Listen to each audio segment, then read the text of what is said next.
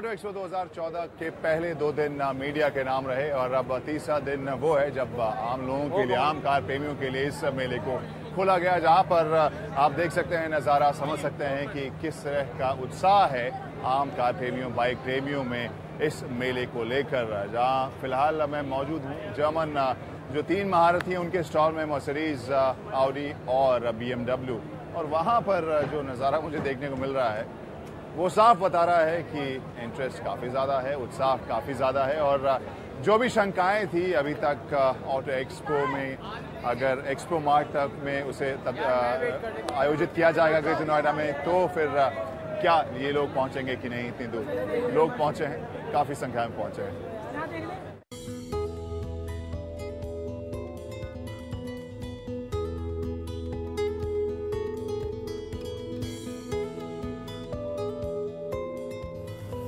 मौजूद है मोटरसाइकिलों की दुनिया में। यहाँ पर शोरगुल से आपको लग रहा होगा कि म्यूजिक काफ़ी लाउड है और काफ़ी रंगारंग माहौल है।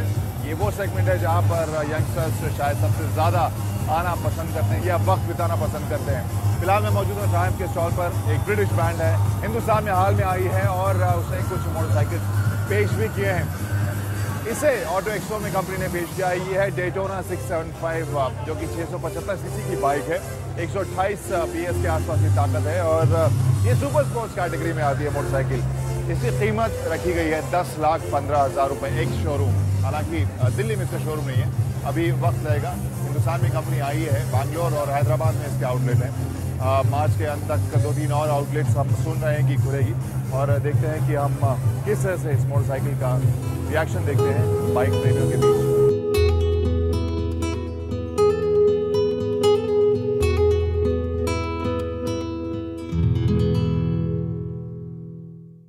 आपने कुछ साल पहले देखी होगी ये बाइक, एक बार फिर से वो हिंदुस्तानी बाइक मार्केट में आई है। अकीला को योसंग ने फिर से लॉन्च किया है हिंदुस्तान में और ये अकीला 250 सीसी की है और ये 3 लाख रुपए के एक शोरूम कीमत के साथ इसे उतारने का ऐलान किया गया है। दिल्ली एक शोरूम कीमत है ये और ऑन रोड जाते जाते हो सकता है 3.5 के आसपास पहुंच जाए।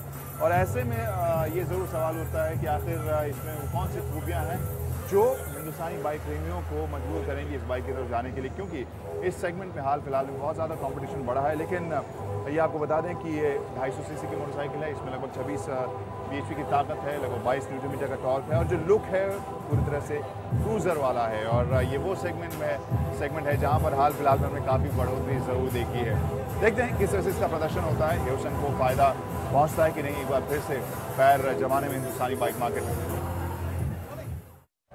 पारंपरिक तौर पर अगर देखें तो ऑटो एक्सपो में कमर्शियल व्हीकल्स के स्टॉल में थोड़ी सी रौनक कम रहती थी, क्योंकि प्रगति मैदान में जो हॉल्स होते थे दूर दूर होते थे और वहाँ पर लोग कई बार नहीं भी जाते थे। लेकिन इस बार चूँकि मामला सिमटा हुआ है और सभी हॉल्स एक दूसरे से नज़दीक हैं और इस वजह से शायद बहुत से लोग यहाँ भी आए हुए हैं। रौनक कमर्शियल व्हीकल्स के इलाके में भी दिख रही है। तो कुछ बढ़ते हैं आगे एक और गाड़ी की तरफ, जिसे मैंने आज जब देखा तो देखते ही लगा कि इसे मैंने कहीं देखा था पहले, लेकिन पहचान में नहीं आ रही है। जब उसका नाम देखा तब समझ में आया कि मामला दरअसल क्या है, कौन सी गाड़ी है ये और क्या बदलाव है उसमें, अब आपको बताता हूँ।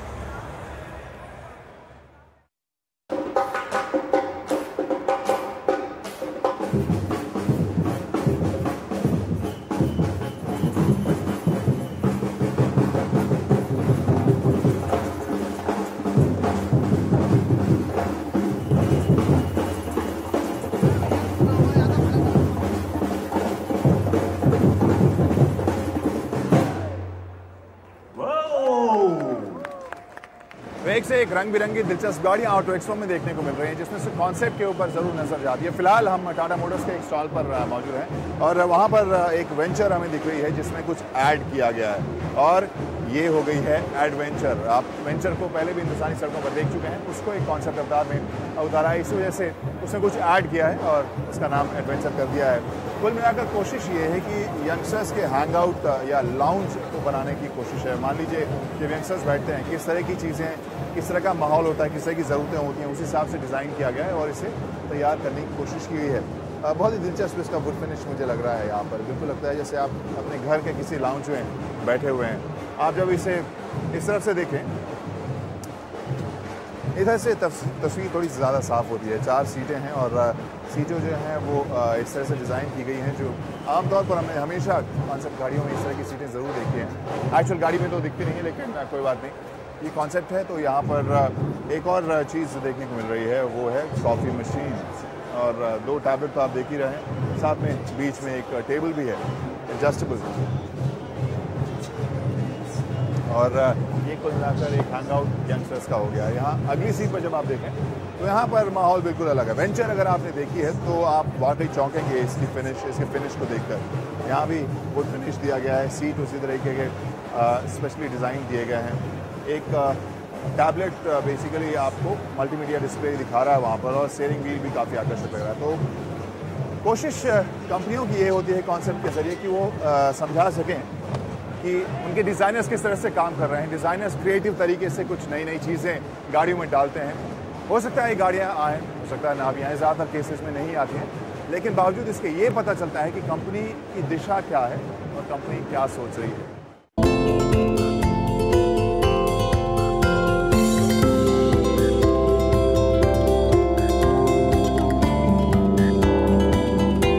हिंदुस्तानी ऑटोमोबाइल की या ट्रांसपोर्टेशन की बात करें तो उसमें सबसे बड़ी कमी आमतौर पर जो गिनाई जाती है वो गिनाई जाती है पब्लिक ट्रांसपोर्ट के मामले में। और ऑटो एक्सपो जब आते हैं तो उसमें बहुत सारे ऐसे प्रोडक्ट्स भी हमें देखने को मिलते हैं जो बताते हैं कि आने वाले वक्त में पब्लिक ट्रांसपोर्टेशन की तस्वीर कैसे बदल सकती है, जिसमें से कुछ बहुत ही इंटरेस्टिंग बसेस भी आती हैं। फ़िलहाल मैं एक ऐसी ही बस में बैठा हूँ जिसका नाम जो JBM की बस है और सिटी राइड इसका नाम है, और इसके बारे में ज़्यादा जानकारी लेने के लिए ख़ुद कंपनी के MD से हम बात करते हैं। बहुत बहुत शुक्रिया हमसे बात करने के लिए। एक बहुत ही आकर्षक और स्पेशियस बस मुझे यहाँ देखने को मिल रही है।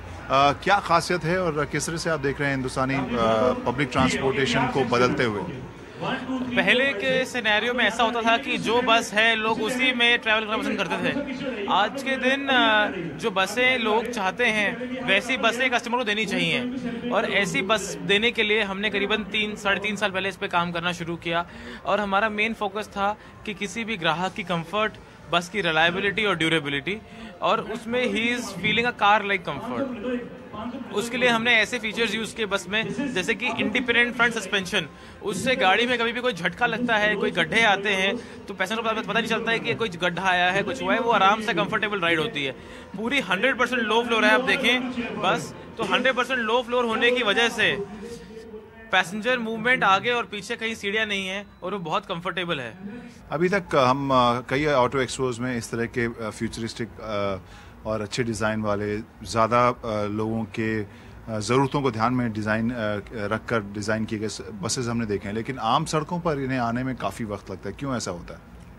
नहीं, कई बार लोग कॉन्सेप्ट पे काम करते हैं और कॉन्सेप्ट दिखाते हैं। हमारे केस में इसलिए हम इस कॉन्सेप्ट को हमने अपने साथ रखा, पिछले 3 साल तक टेस्ट किया, मार्केट में देखा ऐसा क्या रिस्पांस है, लोगों ने कैसे काम किया है, अलग अलग देशों में इसकी कैसी सहूलतें हुई हैं, कैसे ज़रूरतें पे ये खरा उतरा है, और उसके बाद इसको लॉन्च किया गया है। इसलिए आप इसी साल से इन बसों को रोड पे देखेंगे और कस्टमर्स को इस्तेमाल करते हुए देखेंगे, और देखेंगे कि इसमें विमेन सेफ्टी का भी खासी तौर से ध्यान रखा गया है। जो इस बस के शीशे हैं वो काफ़ी बड़े और चौड़े हैं, बाहर से बहुत अच्छे से दिखाई देता है। कोई भी आदमी रोड पर जाता है, चाहे वो गाड़ी में हो, बाइक पे हो, स्कूटर पे हो या ट्रक में हो, उसके बस के अंदर अच्छे से दिखता है। हमें पता है कुछ समय पहले बसों में कुछ ऐसे इंसिडेंट्स हुए थे जिसकी वजह से पूरे देश को हिला के रख दिया था उन्होंने। तो ऐसे इंसिडेंट्स को भी हमने इसमें ध्यान में रखा है। बस में स्टॉप के बटन है जगह जगह, जिसकी वजह से ये देखा जा सकता है कि ऐसे बटनों से कभी किसी को कहीं उतरना है, कोई परेशानी है तो ड्राइवर को बताता है, फिर ड्राइवर रोक के उनको बस उतार सकता है। तो ऐसी चीज़ों की वजह से एकदम ग्राहक को दिमाग में रख के बनाई गई बस है। बस का लेवल भी 1 स्टेप इन है और इसके अंदर 340 mm की हाइट है, जिससे चाहे बच्चे हों, चाहे लेडीज साड़ी पहन के आती हैं, चाहे कुछ बड़ी उम्र के लोग हैं, वो आराम से बस में उतर चढ़ सकते हैं। और इसमें व्हील चेयर रैम्प भी है, तो people who are able differently they are also welcome in the bus. Wheel chair के लिए अलग एरिया बनाया गया है, हर टाइप के लोगों के लिए इस बस में जगह है। तो ये एक आम आदमी की बस है, जिसके अंदर वो सफ़र कर सकता है और एक गाड़ी की फील आ सकती है उसे। चलिए, तो यही उम्मीद हम करते हैं कि आम आदमी की बस का दावा यहाँ किया जा रहा है और इस तरह की बसेस हमारे पब्लिक ट्रांसपोर्टेशन सिस्टम में आएँ, जिससे कि न सिर्फ हम ज़्यादा बेहतर और आरामदेह तरीके से अपने सफ़र को पूरा करें, बल्कि सेफ्टी भी इसमें रहे। जैसा कि अभी हमें बताया गया कि हाल फिलहाल में जिस तरह से बस में जो दुर्घटना हुई थी दिल्ली में, उसके बाद जो पूरे देश में जिसको लेकर फिक्र जताया जा रहा था, उस मुद्दे को भी यहाँ पर ध्यान में रखा गया है। तो ज़्यादा सेफ, ज़्यादा आरामदेह नए जनरेशन की बसेस उम्मीद कर रहे हैं कि सभी कंपनीज इस तरह के प्रोडक्ट्स तैयार करके सड़कों पर उतारें और हम जैसे आम ग्राहकों के या आम सफ़र करने वालों को ज़्यादा सफ़र न करना पड़े।